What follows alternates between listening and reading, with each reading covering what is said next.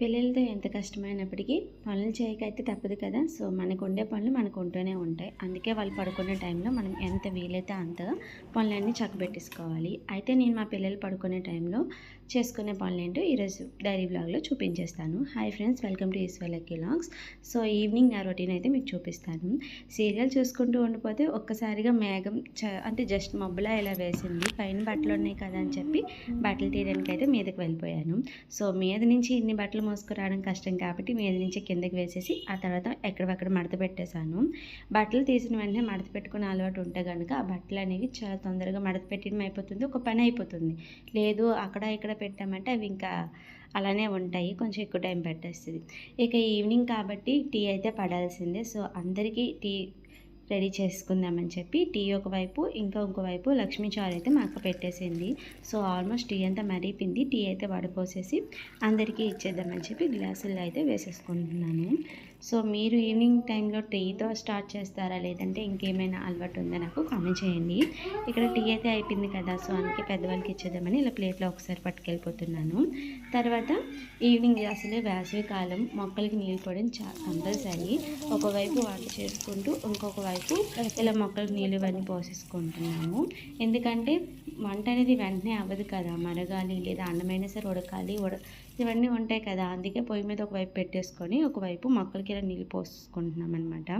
ఇక్కడైతే మా అక్క నీళ్ళు పోస్తుంది, నేనైతే వీడియో తీస్తున్నాను. పిల్లలు అంటే పెద్ద పిల్లలు ఎత్తుకున్నారు. మాది కొంచెం పెద్ద ఫ్యామిలీ కాబట్టి పిల్లలు ఒకళ్ళు లేచినా సరే అంత ఇబ్బంది ఉండదు. అంటే నాకు ఇబ్బంది ఉన్నట్టుగా అనిపించదు. కానీ ఒక్కొక్క రోజు ఒకేలా ఉండదు కదా, ఒక్కొక్క రోజు ఒక్కొక్కలా ఉంటుంది. ఒక్కోసారి అందరికీ ఏదో ఒక పని ఉంటుంది. అలాంటప్పుడు పిల్లల్ని చూసుకోవడం కష్టమవుతుంది. సో ఈరోజు నా సాయంత్రం పూట పని కూడా అలానే అయ్యింది. నేను పనిలో పడ్డం, పిల్లలు ఆడడం, అందువల్ల కొంచెం అటు ఇటుగా పనులు నాకు కొంచెం ఇబ్బంది అయ్యాయి. అందుకనే అంటున్నాను, పిల్లలతో ఎంత కష్టమైనా సరే పనులు చేయడం మాత్రం తప్పదు అని అనేసి. ఇకపోతే మొక్కలకు నీళ్ళు పోయడం కొంచెం ఆలస్యమైందంటే పనిలో పని అయిపోతుందని చెప్పి వాకిలి కూడా నీట్గా కడిగేస్తాము. ఈ పైప్తోనే నీట్గా కడిగేసి ఆ తర్వాత పేడ ఇంకా మట్టి ఈ రెండింటిని కలిపి అలికేసుకొని ముగ్గు పెట్టుకుంటాము. అయితే శుక్రవారం పూట అలాగే శనివారం ఇలా వారాల పూట అలాంటప్పుడు ఇలాగ పేడతో ఇలా అలికేసి ముగ్గేసుకుంటాం. పూర్వం అంటే మట్టి రోడ్లు కాబట్టి మట్టి మీద పేడతోని ఇలా పేడ నీళ్ళతోని కల్లాపు చల్లుకొని వేసుకునే వాళ్ళం. అప్పుడు అంత ఇబ్బంది ఉండేది కాదు. ఇది ఇప్పుడు గచ్చుగా అదే సిమెంట్ రోడ్లు కదా, సో వీటి మీద అంటే కొంచెం ఒకసారి తడి కాలు మీద గట్రా ఉన్నా సరే జారిపోతూ ఉంటాం.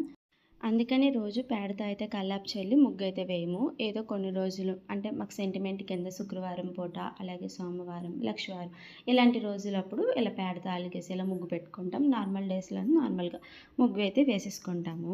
ఇక కడగడం ఇవన్నీ అయిపోయాయి. ఎండల వల్ల రోడ్డు కాబట్టి చాలా తొందరగానే ఆరిపోతుంది. అందుకే వెంటనే ముగ్గు పిండి పట్టుకొని వచ్చేసి ముగ్గు అయితే వేస్తున్నాను.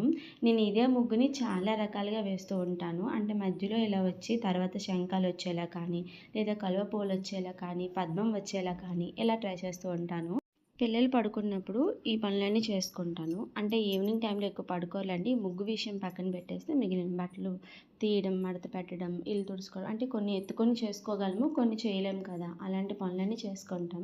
మా చిన్న పాప అయితే ఈ ఒక్కకి ఎక్కువసేపు అయితే పడుకోవడం లేదు. చిన్న పాపతోనే కొంచెం ఇబ్బంది, పెద్ద పాపతో అయితే అంత ఇబ్బంది ఉండదు. ఎందుకంటే తను చక్కగా ఆడుకుంటుంది, ఆడుకుంటుంది. కాకపోతే ఒక్కొక్కసారి అమ్మ దగ్గరే ఉంటానంటది. అలాంటప్పుడు కొంచెం ఇబ్బంది, ఎత్తుకుంటూ పనులు చేసుకోవాలంటే కష్టం కదా ఎవరికైనా. ఇక వంట అయితే కొంచెం తొందరగానే స్టార్ట్ చేద్దాం అనుకున్నాం. ఎందుకంటే మాది కొంచెం పెద్ద ఫ్యామిలీ, అందులోనూ వంట అంతా చేయాలి. ఈ ఒక్కకి వంటగదిలో ఉండడం చాలా కష్టమైపోతుంది. డోర్ తీసి పోనీ గాలి వేసేదా అని అంటే పక్కనే గ్యాస్ పొయ్యి ఉండడం వల్ల ఇబ్బందిగా ఉంటుంది. అందుకనేసి త్వరగానే వంట చేసేద్దామని చెప్పి మా అక్క అయితే ఇక్కడ కూరగాయలు అవన్నీ కోసేసి నేను అప్పుడు పిల్లల్ని ఆడించుకుంటున్నాను. అన్నీ కోసేసి ఇక పొయ్యి మీద అయితే తాలింపులు కూడా పెట్టేస్తుంది. నేను ఇక వీడియో అయితే తీస్తున్నాను. నాకు తెలిసిన కొందరు ఒకటే అడుగుతారు, పిల్లలతోని ఇంటి పనులు అలాగే యూట్యూబ్ ఛానల్ మెయింటైన్ చేస్తున్నావు, అసలు ఎలా నీకు అవుతుందా అని అనేసి. మనం ఏది ఒంటరిగా చేయలేం. అది కూడా పిల్లలతో చేయడం అంటే చాలా కష్టమైన పని. అయినా సరే మనం చేస్తున్నామంటే మన ఎవరో ఒకరు సపోర్ట్ ఉండడమే కదా. సో నాకైతే నా ఫ్యామిలీ సపోర్ట్ ఉంది. నేను యూట్యూబ్ ఛానల్ పెట్టుకుంటాను అని అనుకునేటప్పుడు మా ఇంట్లో వాళ్ళందరూ ఓకే చెప్పారు. నేను కూడా ఫస్ట్ అంటే ఫేస్ కనిపించకుండా అంటే వీడియోలో నేను కనిపించకుండా చేయాలనుకుంటున్నాను.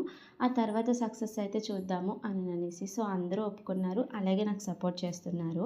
నేను మరీ పనులన్నీ వదిలేసుకొని ఫోన్ మీదే పట్టుకుంటూ కూర్చున్నాను అనుకోండి, ఎవరికైనా ఇబ్బంది ఉంటుంది. అదే పనులన్నీ అయిపోయిన తర్వాత మన కోసం ఒక అరగంట, గంట అనే ఖాళీ ఉంటుంది కదా!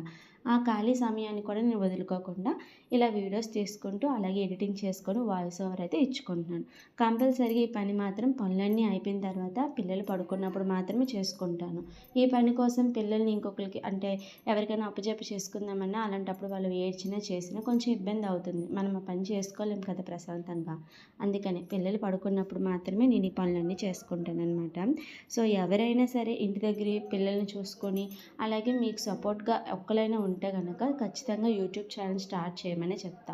ప్రతి ఒక్కరు లైఫ్లో ఒకేలా ఉండదండి. ఒకరికి సక్సెస్ లేట్గా రావచ్చు, ఒక్కొక్కరికి అదృష్టం కొద్దీ త్వరగానే వచ్చేయచ్చు. నాకు ఇంకా సక్సెస్ రాలేదు, కానీ సపోర్ట్ అయితే చాలా ఉంది. మా ఫ్యామిలీ సపోర్ట్ అయితే నాకు చాలా ఉంది. అందుకనే నేను ఈ వీడియోస్ అస్సలు ఆపకుండా కంటిన్యూ చేస్తున్నాను. ఏదో హెల్త్ ఇష్యూస్ వల్ల కానీ, లేదనుకుంటే వీడియో పెట్టడం కుదరకపోవడం కానీ, ఇంటి దగ్గర పనుల వల్ల కానీ ఇలా నాకు ఇబ్బంది అయితే మాత్రం వీడియోస్ అయితే చేయడం లేదు. అందుకే ఈ మధ్యన కొంచెం గ్యాప్ వచ్చింది. వంట గిన్నెలు ఒకసారి తోమనంటే కొంచెం ఎక్కువే పడతాయి. ఓన్లీ కొంచెం తక్కువగా ఉండేటప్పుడు చిన్నగా ఉన్నాయంటే అవన్నీ ఇలా దోమిస్తూ ఉంటాము. దోమేసి కడిగేసి వాటిని మళ్ళీ ఇలాగ టబ్లో పేర్చేసుకొని తర్వాత మళ్ళీ గిన్నెలన్నింటినీ గిన్నెల బొట్టలు అంటే బయట పెట్టేస్తాం. అంటే కాలాలి కదా మళ్ళీ నీట్గా, అలా అనమాట. ఇక వంట ఎక్కువే అవుతుంది కదా అని చెప్పి మా అక్క అయితే గిన్నెలు మరికొన్ని అంటే ఇంకా ఎక్కువైన గిన్నెలని బయట పడేద్దాము, బయట తోమేసుకోవచ్చు, అందరం అన్నం తినేసిన తర్వాత ఇన్ని గిన్నెలు అవుతాయి కదా అని చెప్పింది. సరేననేసి ఈ 2 గిన్నెల వరకు అయితే ఇక్కడ దోమేసి కడిగేసాము. ఇక మా వంట విషయానికి వస్తే మొత్తం 3 కూరలు వండాము. వంకాయ బంగాళదుంప కూర పిల్లల్లో మా పెద్ద పాప నచ్చదు, సో అందుకే వంకాయ బంగాళదుంప కూర అందరికీ. ఇంకా మా పెద్ద బావ కోసం అయితే చపాతీతోని ఆలు కర్రీ వండాలి. సో తన కోసం ఆలు కర్రీ, అలాగే పాప కోసం ఆలు ఫ్రై చేసి ఆ తర్వాత దానికి గ్రేవీ అదే అయ్యేలాగా చేసుకున్నాము.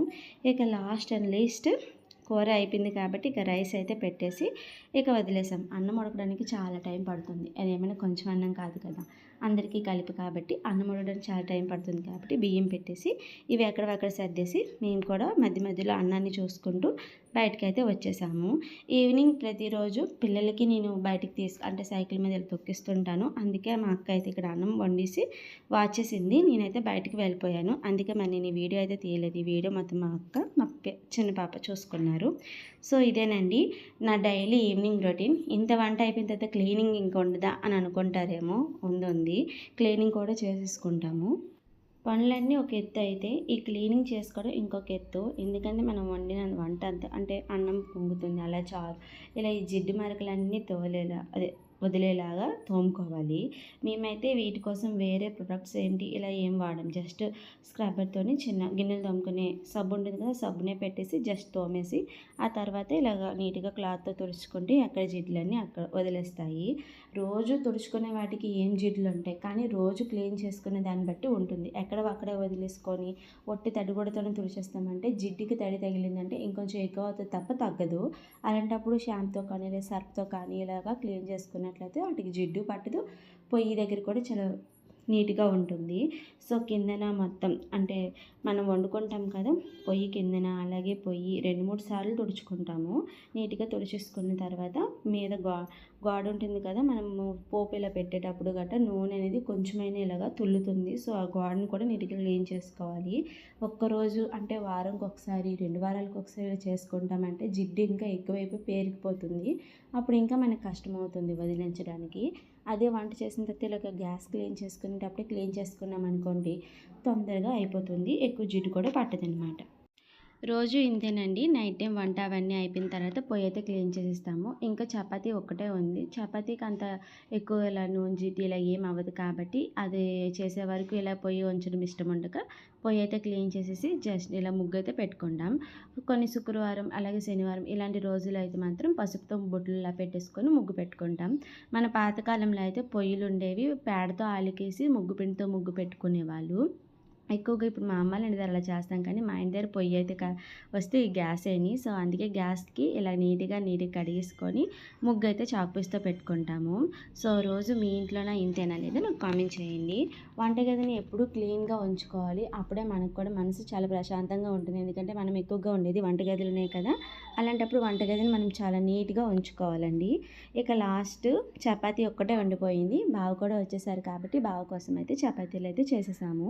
ఈ చపాతీలు చేసేటప్పుడు పిండి ఇవంతా అవుతుందని అనుకుంటారు, కానీ అలా ఏం అవ్వదనమాట. అందుకని మేము చపాతీలు ముందు చేసిన అది వెనక్కి చేసిన పొయ్యి అయితే క్లీన్ అయితే చేసేస్తాము. చపాతీలు ఇవన్నీ చేసేసి హాట్ బాక్స్లో పెట్టేసి మా బావకి అయితే ఇచ్చేసాము.